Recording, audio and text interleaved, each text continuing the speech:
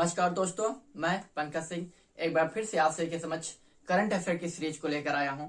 और इस current affair की सीरीज में हम आज जो भी महत्वपूर्ण बिंदु हैं उन पर हम बात करेंगे, स्पेशली जो एग्जाम पॉइंट ऑफ व्यू से बहुत ही महत्वपूर्ण है।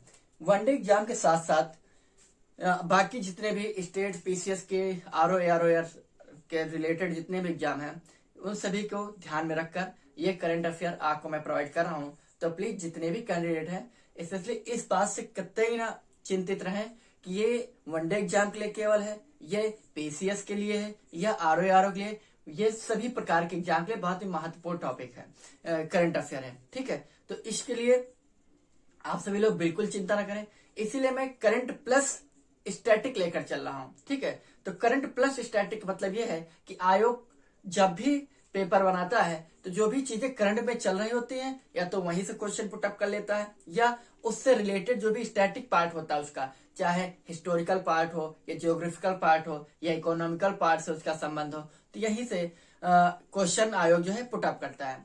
तो उन सब चीजों को ध्यान में रखते हुए हम करंट अफेयर आपके लिए लेकर आते हैं। ठीक है, तो चलिए हम देखते हैं करंट अफेयर अपना। तो करंट अफेयर में जैसा पहला पॉइंट है, अभी हाल ही में आपने सुना था कि ये पॉइंट बहुत ही सुर्खियों में रहा है, नारी शक्ति वंदन अधिनियम। नारी शक्ति वंदन अधिनियम 2023 सितंबर महीने में ये बिल जो है एक्ट के रूप में पारित हो चुका है। ये इसका पहला नाम था महिला आरक्षण बिल। तो ये भी आप ध्यान में रखिए कि इसी को महिला आरक्षण बिल या विधेयक आप बोल सकते हैं, इंग्लिश में बिल, हिंदी में विधेयक बोलते हैं। ठीक है, महिला आरक्षण विधेयक जो है एक्चुअली में, या बिल जो है वुमेन रिजर्वेशन एक्ट बिल 2008 में पहली बार कांग्रेस की सरकार में आया था, जो कि राज्यसभा से तो पारित हो गया था लेकिन लोकसभा से पारित नहीं हो पाया था। फाइनली 2014 में कांग्रेस सरकार अर्थात यूपीए की सरकार गिर जाती है, जिसके तहत ये एक्ट, ये जो विधेयक है, ये जो बिल था, ये कोलैप्स कर जाता है। ठीक है, लैप्स कर जाता है अंततः। फिर उसके बाद अब वर्तमान सरकार अर्थात जो भी एनडीए की सरकार चल रही है, ये फाइनली अब ये बिल लेकर आती, महिला आरक्षण विधेयक या महिला आरक्षण बिल या वुमेन रिजर्वेशन बिल जो है, इसी का सिर्फ नाम चेंज करते वर्तमान सरकार ने नारी शक्ति वंदन अधिनियम 2023 लाए। इसका काम क्या है? इनका काम है महिलाओं को इलेक्शन में 33% रिजर्वेशन देने की बात की गई है। आरक्षण जो है 33% देने की बात की गई है, अर्थात जो भी प्रत्यक्ष इलेक्शन होते हैं, प्रत्यक्ष इलेक्शन वे इलेक्शन जिनमें हम वोट करते हैं उनको प्रत्यक्ष इलेक्शन बोलते हैं। तो इन सभी में अब जैसे लोकसभा के इलेक्शन है, विधानसभा के इलेक्शन है, राज्यसभा के जो भी प्रतिनिधि चुनकर जाते हैं, उनमें से जो भी ये महिलाएं होती हैं उनके लिए 33% सीटें रिजर्व कर दी गई। ठीक, लेकिन ये भी लागू नहीं हुआ है, लागू होगा।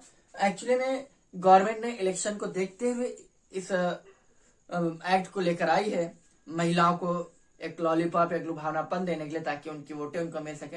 ये राजनीतिक पहलू है, इस पे फोकस नहीं करना हमें सिर्फ फोकस करना है हमारे एग्जाम पॉइंट ऑफ व्यू से। ठीक है, तो जिसके चलते इसमें जो है 33% रिजर्वेशन की बात की गई है। और फाइनली ये लागू होगा जब जनगणना होगी, उस जनगणना के बाद जब परिसीमन होगा, परिसीमन के उपरांत जो भी सीटें आएंगी उन सीटों का लोकसभा, राज्यसभा, विधानसभा के जितने भी प्रत्यक्ष रूप से इलेक्शन होते हैं उन सभी में महिलाओं को आरक्षण, मतलब 33% सीटें आरक्षित की जाएंगी। तो ये स्पेशली ये जो अभी 15 साल के लिए है, फिर उसके बाद संसद जब चाहेगी तो इसको वो बढ़ा सकती है। क्लियर? ये है महिला आरक्षण बिल, जिसको हम क्या बोलते हैं, वुमेन रिजर्वेशन विधेयक था, बिल था, लेकिन अब इसको हम नारी शक्ति वंदन अधिनियम बोलेंगे 2023।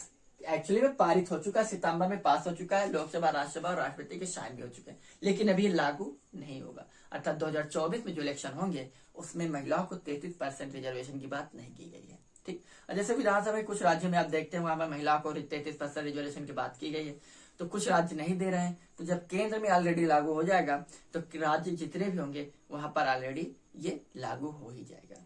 इन सब चीजों को ध्यान में रखकर अर्थात महिलाओं को जो उनका स्तर पिछड़ा हुआ है उस लेवल को बराबर करने के लिए पुरुष और महिलाओं के लिए ये कदम उठाया गया है सरकार के द्वारा। क्लियर? आइए आगे। अगला खेला होबे स्कीम। खेला होबे स्कीम जैसे कि नाम से ही क्लियर है, स्पेशली ये स्कीम जो है वेस्ट बंगाल, बोले तो पश्चिम बंगाल की स्कीम है। दीदी वहां की मुख्यमंत्री हैं ममता बनर्जी, ठीक है। और वहां की स्कीम है खेला होबे स्कीम। और खेला होबे शब्द से अगर परिचित नहीं है तो आप जान लीजिए कि वहां पर विधानसभा के चुनाव थे अभी हाल ही में, पिछले साल शायद, और वहां पर बीजेपी अपना प्रचार कर रही थी, ममता बनर्जी की पार्टी अपना प्रचार कर रही, तृणमूल कांग्रेस। तो वहीं पर यह शब्द आया था खेला होबे को। उन्होंने कहा था कि खेला होबे कहने का तात्पर्य है कि हम इलेक्शन जीत गए हैं। प्रचार के दौरान उन्होंने कहा था खेला होबे, तो वहीं से शब्द आया, वहीं से स्कीम बनी है खेला होबे स्कीम। इसलिए जो स्कीम है, क्वेश्चन ये यहाँ से दो प्रकार से बनेगा कि खेला होबे स्कीम किस राज्य से संबंधित, तो वेस्ट बंगाल। लेकिन ये किस स्कीम की तर्ज पर है, तो मनरेगा जो योजना है उसकी स्कीम पर है, मनरेगा की तर्ज पर, मनरेगा की तर्ज पर। क्लियर? किसकी तर्ज पर? मनरेगा की तर्ज पर।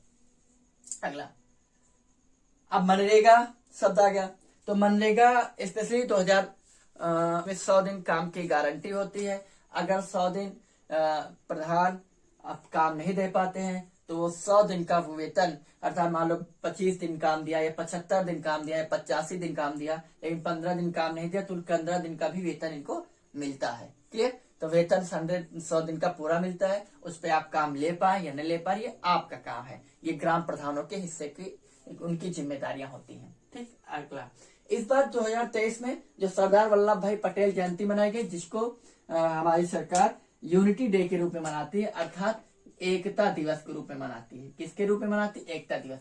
तो ये 148वीं जयंती थी सरदार वल्लभ भाई पटेल की। कौन सी थी? 148वीं जयंती। एक्चुअली में सरदार वल्लभ भाई पटेल के बड़े भाई थे विट्ठल भाई पटेल। विट्ठल भाई पटेल वही हैं जो 1925 में पहली बार विधानसभा में के अध्यक्ष के रूप में पहुंचे थे। तो पहले भारतीय थे विधानसभा में अध्यक्ष के रूप में पहुंचने वाले विट्ठल भाई पटेल, जो कि सरदार वल्लभ भाई पटेल के बड़े भाई थे। तो सरदार वल्लभ भाई पटेल के एकता दिवस के रूप में क्यों मनाते हैं? क्योंकि जब हमारा देश 1947 में आजाद हुआ तो उस समय 552 रियासतें थी। उन 552 रियासतों को जब कैबिनेट में माउंटबेटन योजना आई तो उन्होंने ये कहा उस प्रस्ताव में कि जो भी 3 प्रकार से विभाजन किया भारत का, एक हिंदू बाहुल्य क्षेत्र जो हिंदुस्तान था, दूसरा मुस्लिम बाहुल्य क्षेत्र जो पाकिस्तान था। बाकी उन्होंने कहा जो भी अलग अलग शासक हैं, जो अलग अलग रियासतें हैं, वे स्वतंत्र हैं। वे चाहे तो पाकिस्तान में जाकर रह सकती हैं या हिंदुस्तान में रह सकती है, या वे अपना स्वयं कानून बनाकर स्वतंत्र हैं अपना कानून बनाने के लिए, और वे खुद अपना एक नया देश बना सकती हैं। जिसके चलते 552 रियासतें जो थी, उन 552 रियासतों में से 549 रियासतें भारत में शामिल हो गई। बची 3 रियासतें जो भारत में शामिल नहीं हो रही थी, और इन रियासतों को भारत में शामिल करने का काम सरदार वल्लभ भाई पटेल को सौंपा गया था, और इनके 2-3 सहयोगी भी थे। जिसके चलते फिर फाइनली जो 3 रियासतें थी, एक जूनागढ़ रियासत जो कि गुजरात में थी, एक हैदराबाद रियासत और एक जम्मू कश्मीर रियासत। हैदराबाद रियासत जो स्पेशली वो पुलिस कार्रवाई के माध्यम से शामिल होती है, और जूनागढ़ रियासत जनमत संग्रह के माध्यम से भारत में शामिल होती। वहीं पर जम्मू कश्मीर जो है वह स्वतः वहां के राजा हरि सिंह थे, वे पुनः अधिकार पत्र पर साइन कर वो जम्मू कश्मीर को भारत में शामिल करते हैं। क्लियर? जिसके चलते ये इसमें एक बड़ा रोल, एक रोल मॉडल के रूप में उभर कर हमारे सरदार वल्लभ भाई पटेल जी की एक बड़ी भूमिका थी, मेन भूमिका इन्होंने निभाई। जिसके चलते इनकी जयंती को हम एकता दिवस के रूप में मनाते हैं। एकता दिवस अर्थात यूनिटी डे के रूप में मनाते हैं। जिसके चलते कावड़िया गुजरात में, कहां पर? कावड़िया गुजरात में साबरमती के तट पर स्पेशली इनकी जो मूर्ति बनाई गई है वो दुनिया की सबसे ऊंची मूर्ति है। 182 मीटर की है, 182 मीटर की है। अब 182 मीटर के उसके पीछे भी एक लॉजिक है। उसका लॉजिक है कि गुजरात में स्पेशली विधानसभा की सीटें 182 हैं, इसलिए इस स्टैचू की मूर्ति जो है 182 मीटर रखी गई है। क्लियर? आगे बात समझ में। अगला, जायद अल बहर सैन्य अभ्यास स्पेशली भारत और कतर के मध्य हो रहा है। तब यहाँ जैसे कतर आ गया, ठीक है, किसके मध्य हो रहा है आप जान लें, जायर अल महल, भारत और कतर के मध्य, दो देशों के मध्य हो रहा है। और कतर का शब्द आ गया तो कतर के बारे में जान लीजिए, जैसे पिछले लेक्चर मैंने जो भी 2-3 पॉइंट पढ़े। कतर स्पेशली एक प्रायद्वीपीय देश है जिसकी सीमा तीन और जल से घिरी हुई है, ठीक है। और कतर अरब प्रायद्वीप का एक देश है और कतर की सीमा केवल और केवल एक देश से साझा होती है, वो सऊदी अरब, क्लियर। और इसके एक तरफ फारसी खाड़ी और दूसरी तरफ इसका है अरब सागर, तो जिसकी वजह से ये कतर जो है मुख्यतः, और कतर से हिंदुस्तान को 48% अर्थात 48% LNG गैस प्राप्त होती है, आयात करते हैं हम। LNG अर्थात लिक्विड नेचुरल गैस, क्लियर। आगे अखौरा जो कि बांग्लादेश का प्लेटफॉर्म है और अगरतला हिंदुस्तान के त्रिपुरा में, इनके बीच एक रेल लिंक योजना शुरू की गई है जिसका उद्घाटन अभी हाल ही में हमारे देश के प्रधानमंत्री नरेंद्र मोदी तथा बांग्लादेश की प्रधानमंत्री हसीना मान जाएगी मतलब कहने का शेख हसीना, इन दोनों लोगों ने इसका उद्घाटन किया है। और स्पेशली इसके पीछे लॉजिक समझिए, जैसे ये हमारा भारत है, ठीक है, ये और ये पूरा ये वाला एरिया बांग्लादेश है और यहाँ पर एक हमारा हिस्सा है त्रिपुरा। त्रिपुरा स्पेशली भारत के एक ऐसा राज्य है जो बांग्लादेश से 3 ओर से घिरा हुआ है, ठीक है। और बांग्लादेश एक ऐसा पड़ोसी देश है जो भारत से 3 ओर से घिरा हुआ है। बांग्लादेश की राजधानी ढाका है, ठीक है, यहाँ की मुद्रा टका है, यहाँ के प्रधानमंत्री शेख हसीना है। तो ये जो त्रिपुरा यहाँ अगरतला है और ये हमारा इधर पश्चिम बंगाल है, मान लीजिए सपोज दैट अगर हमें पश्चिम बंगाल से त्रिपुरा जाना है, पूर्वोत्तर भारत जाना है, फिर मिजोरम वगैरह मणिपुर वगैरह, तो हम इस एरिया का इतना घूम कर जाते हैं। अगर हमें बांग्लादेश से रास्ता मिल जाए, मार्ग मिल जाए, तो हमें सीधा जाने में सहूलियत होगी, जिससे साधन संसाधन आसानी से चल सकेंगे और इतनी लंबी दूरी तय नहीं करनी पड़ेगी, जिसकी वजह से ईंधन की बचत होगी, प्लस प्रदूषण वगैरह बचेगा, प्लस साथ ही टाइम बचेगा, स्पेशली समय बचेगा और कम समय में हम ज्यादा दूरी मतलब ज्यादा चक्का लगा सकते हैं, क्लियर। तो इसलिए ये इस एरिया से डायरेक्ट, और अच्छी बात है हमारे प्रधानमंत्री के संबंध अच्छे हैं, शेख हसीना जी से संबंध अच्छे हैं और उनके संबंध ज्यादातर महिला नेतृत्व वाले जो भी देश है उनसे ज्यादा ही अच्छे हैं। जैसे इस समय इटली की प्रधानमंत्री थी जॉर्जिया मिलोनी, उनसे भी संबंध अच्छे, देखो बहुत फोटो खिंचाते हैं, ठीक है। नेक्स्ट कर्नाटक राज्य, हाँ कर्नाटक राज्य। अब आप ये पूछेंगे इस पॉइंट में कौन सी बड़ी बात है, इस पॉइंट में बड़ी बात यह है कि एक्चुअली में कर्नाटक राज्य का पहला कर्नाटक नाम नहीं था, इसका मैसूर नाम था। तो कर्नाटक का नाम बदलकर मैसूर का नाम बदलकर कर्नाटक किया गया है 1973 में। कब किया गया? 1973 में। तो इस वर्ष कर्नाटक के नाम बदलने के कारण, अर्थात जब से मैसूर का नाम कर्नाटक हुआ, तो कर्नाटक इस बार अपने 50वां नामकरण वर्ष मना रहा है, 50वां नामकरण वर्ष बना रहा है, इसलिए कर्नाटक से क्वेश्चन बन सकता है और इसलिए मैंने ये पॉइंट को इसका मेंशन किया है, ठीक। बाकी कर्नाटक की राजधानी पता ही होगी, मुख्यमंत्री कौन है पता कर लीजिए, और राज्यपाल, ये सारी चीजें जरूर पता करिए आप। नेक्स्ट, यहाँ एक संगठन की बात है, हाउदी स्पेशली, हाउडी नहीं हाउदी स्पेशली एक संगठन है यमन का, और यमन का संगठन, तो पहली चीज तो अगर से पूछ ले कि हाउदी किस देश का संगठन है, तो आपको ये पता होना चाहिए हाउदी स्पेशली यमन का संगठन है। तो हाउदी ने इजराइल पर अटैक किया है, जिसकी जानकारी अभी हाल ही में मिली है। तो इसलिए महत्वपूर्ण पॉइंट यहाँ पर यह है कि हाउदी किस देश का संगठन है, तो हाउदी स्पेशली यमन का संगठन है, क्लियर। और यमन एक अरब प्रायद्वीप का देश है और यमन की राजधानी शायद सना है, ठीक है। और यमन अरब प्रायद्वीप के हिस्सा और प्रायद्वीपीय देश है स्पेशली, ठीक है। और इसकी सीमा लाल सागर, अरब सागर से स्पर्श करती है, ठीक। अगला, स्वामित्व योजना। स्वामित्व योजना को भी हाल ही में ई गवर्नेंस अवार्ड 2023 मिला, अगस्त के माह में मिला है, ठीक है। किस योजना को? स्वामित्व योजना। और ये अवार्ड जो स्पेशली पंचायती राज मामले के माध्यम से दिया गया है, पंचायती राज मंत्रालय की तरफ से ये अवार्ड दिया गया है स्वामित्व योजना को। और स्वामित्व योजना स्पेशली केंद्र सरकार की योजना है और इसकी स्थापना, अर्थात इस योजना का लॉन्चिंग 24 अप्रैल 2020 को की गई थी। अब क्वेश्चन ये है कि 24 अप्रैल को क्यों की गई, क्योंकि 24 अप्रैल के एक दिवस मनाया जाता है, बहुत ही महत्वपूर्ण दिवस है, क्योंकि पीसीएस से रिलेटेड जितने भी एग्जाम हुए मैंने देखा है वहां पर 24 अप्रैल से क्वेश्चन जरूर पूछ लेता है।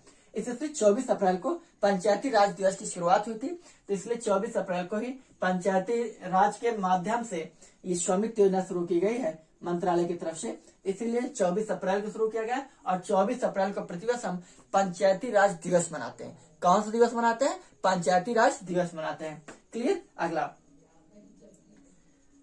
प्लस इसका थीम इस बार है विकसित भारत सशक्त नागरिक। सिंपल चीज है, जब भारत अर्थात देश हमारा विकसित होगा तो यहाँ का नागरिक अपने आप सशक्त हो जाएगा, पैसा रुपया होगा तो आप अपने आप सशक्त हो जाएंगे। सिंपल सी बात है, इसमें कौन सा बहुत बड़ा इन्होंने सब्जेक्ट बना रखा है।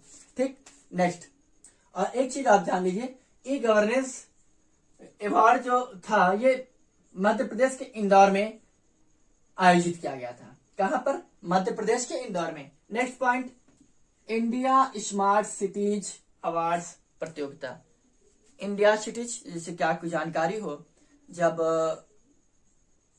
एनडीए की गवर्नमेंट बनी थी तो हमारे देश में 100 स्मार्ट सिटी शहर बनाए जाने की बात की गई थी। 100 स्मार्ट सिटी बनाने की बात की गई थी, जिसका लक्ष्य था 2023। कितना था?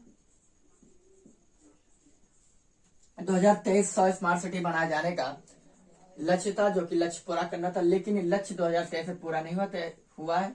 इसलिए 100 स्मार्ट सिटी को पूरा करने का लक्ष्य का जो है उसको बढ़ा दिया गया है। ये कर दिया गया जून 2024 कर दिया गया है। Clear? Plus India smart city award प्रतियोगिता जो की गई है, ये आवास एवं शहरी विकास मंत्रालय के द्वारा ये अवार्ड प्रतियोगिता की जाती है। स्पेशली इसमें जो राज्य है उन राज्यों में मध्य प्रदेश को फर्स्ट पोजीशन मिली है, तमिलनाडु को सेकंड पोजीशन मिली है। अब महत्वपूर्ण पॉइंट आपके लिए है कि उत्तर प्रदेश को तीसरी पोजीशन मिली है, संयुक्त रूप से राजस्थान के साथ। किसके साथ मिली? राजस्थान के साथ। तो राजस्थान और उत्तर प्रदेश संयुक्त रूप से स्मार्ट सिटी अवार्ड के तहत इनको तीसरी पोजीशन मिली है। लेकिन अगर शहरों की बात की जाए, जो 100 स्मार्ट सिटी शहर की बात की गई थी, उन 100 स्मार्ट सिटी में फर्स्ट पोजीशन इंदौर को मिली है। ठीक, फर्स्ट पोजीशन। सेकंड पोजीशन यहाँ पर सूरत को मिली है, उनकी सूरत अच्छी होगी इसलिए उनको सेकंड पोजीशन मिली है। थर्ड पोजीशन पे है आपके उत्तर प्रदेश का आगरा शहर, थर्ड पोजीशन।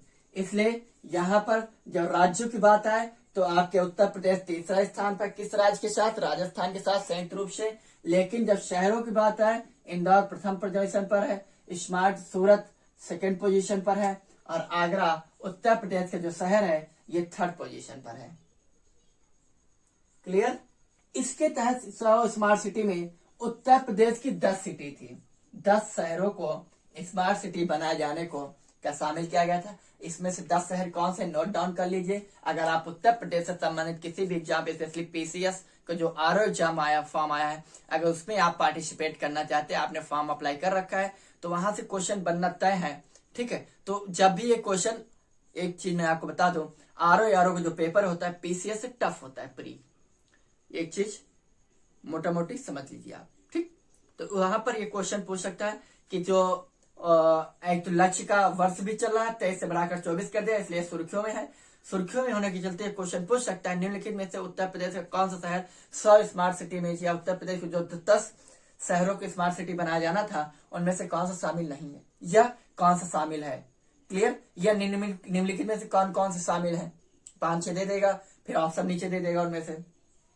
तो आप जान लीजिए कि 100 स्मार्ट सिटी में से उत्तर प्रदेश की राजधानी लखनऊ, आर्थिक राजधानी कानपुर, चमड़ा उद्योग नगरी आगरा, ठीक, बरेली किसके लिए फेमस है? बरेली का झुमका बहुत फेमस है। ठीक, ठीक है।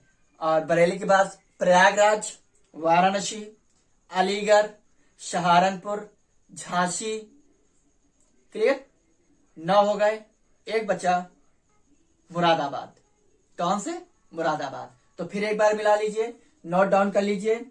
पहला है, मैं यहां पर नोट डाउन कर रहा हूं, आप देख लीजिए। पहला तो उत्तर प्रदेश की हमारी राजधानी है, लखनऊ। क्लियर? कौन है? लखनऊ।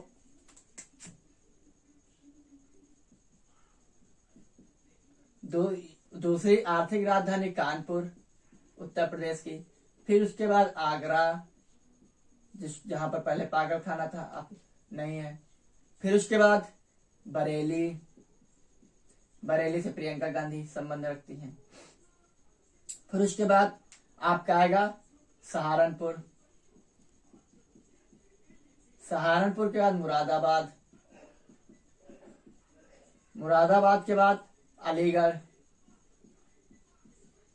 अलीगढ़ के बाद प्रयागराज, और प्रयागराज के बाद आपका आएगा वाराणसी, जिसको इस बार एससीओ शंघाई सहयोग संगठन की सांस्कृतिक कमेटी की बैठक हुई थी भारत में। एससीओ का 2023 में आयोजन भारत ने किया एससीओ का, तो उसमें वाराणसी को सांस्कृतिक राजधानी डिक्लेयर किया गया है, वाराणसी को सांस्कृतिक राजधानी घोषित किया गया है। ठीक, तो ये 10 शहर हैं, गिन लीजिए, 1 2 3 4 5 6 7 8 9, एक रह गया है झांसी, अगर मैं काउंटिंग नहीं करता तो मैं भूल जाता।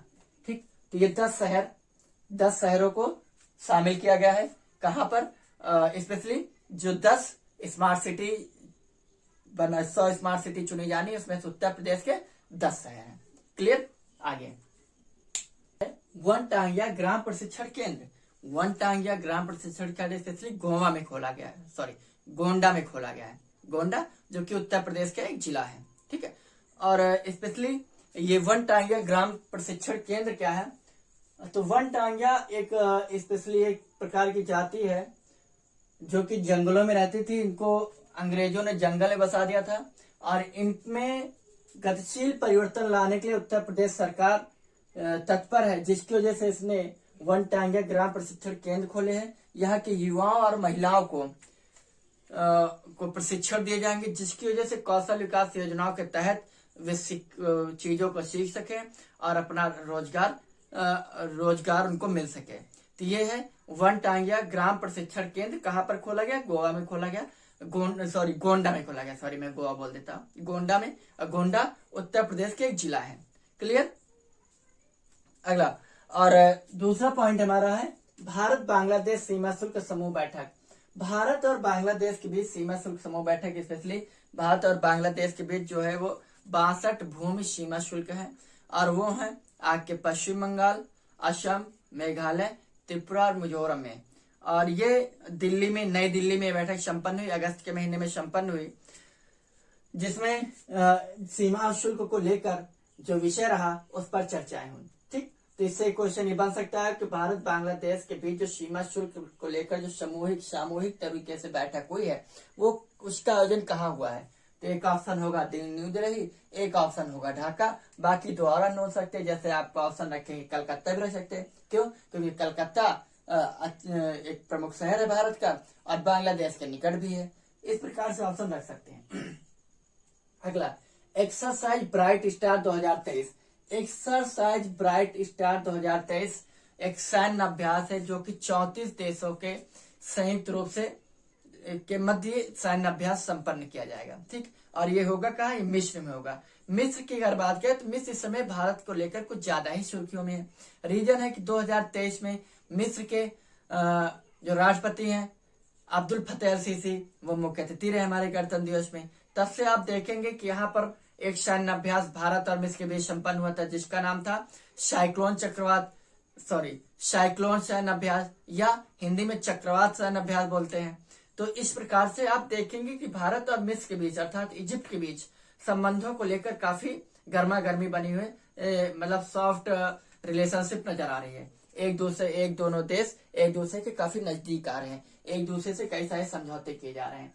तो इस प्रकार से एक्सरसाइज ब्राइट स्टार 2023 में, और ये होगा मिस्र के मोहम्मद नागुइब सैन्य अड्डा है मिस्र का, वहां पर संपन्न होगा। और एक्चुअली में ये जो सैन्य अभ्यास होगा 34 देशों के सहयोग से होगा, संयुक्त रूप से होगा। तो इसका नेतृत्व जो है यूएसए की सिटकॉम सैन्य सेना तथा मिस्र की स्पेशली सेना मिलकर इसका नेतृत्व करेंगे। ठीक है, और इसकी शुरुआत जो है 1980 में हुई थी। कब हुई थी? 1980 में इसकी शुरुआत हुई थी और इसमें भारत पहली बार भाग ले रहा है, इसलिए महत्वपूर्ण कुछ ज्यादा है। ठीक है, भारत पहली बार इसमें भाग ले रहा है, भारत की पैरा आर्मी इसमें भाग ले रही है। ठीक है, अगला नेक्स्ट है आपातकालीन सेल प्रसार तकनीकी परीक्षण। आपातकालीन सेल प्रसार तकनीकी परीक्षण क्या है? एक्चुअली में आपातकालीन परिस्थितियों में जो भी समस्याएं होंगी उस दौरान ये एक विशेष प्रकार का तकनीकी परीक्षण दिया जाएगा लोगों को, जिसमें से इसमें मुख्य भूमिका ये जो शुरुआत की गई है, ये इसकी शुरुआत की गई है राष्ट्रीय आपदा प्रबंधन अधिकरण, राष्ट्रीय आपदा प्रबंधन अधिकरण। क्लियर? और ये सीडॉट के दिशा निर्देश में काम करेंगे। जो तकनीकी परीक्षण किया जा रहा है स्पेशली सेल प्रसारण का, और सीडॉट का फुल फॉर्म होता है centre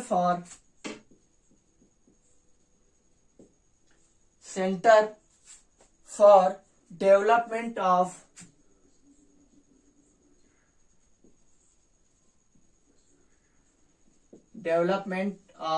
centre for development of telematics.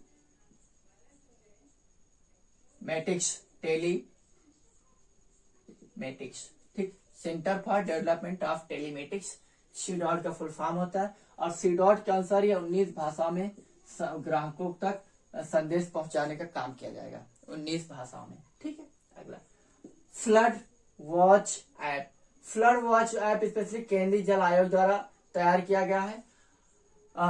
इसमें 23 राज्य और जितने भी यूनियन टेरिटरीज हैं उस वहां पे स्पेशली ऐप लगाया जाएगा, और भारत में जितने भी बाढ़ से संबंधित स्टेशन हैं उन स्टेशनों पर ये लगाया जाएगा ऐप, और वहां से एक दिन पूर्व ये जो है ऐप के माध्यम से जानकारी मिल जाएगी कि बाढ़ किस क्षेत्र में आने वाली है, जिसकी वजह से लोग सतर्क हो जाएंगे और उनको जो जन हानि की नुकसान होती है वो नहीं हो पाएगा। ठीक, तो फ्लड वॉच ऐप कौन जारी कर रहा है? केंद्रीय जल आयोग, और इसमें 23 स्टेट और यूनियन टेरिटरी इसमें शामिल किए गए हैं स्पेशली, और इसके तहत 338 स्टेशन पे ये काम किया जाएगा। 338 स्टेशन से रिलेटेड ये ऐप होगा, और एक दिन पूर्व ये सूचना प्रसारित कर देगा।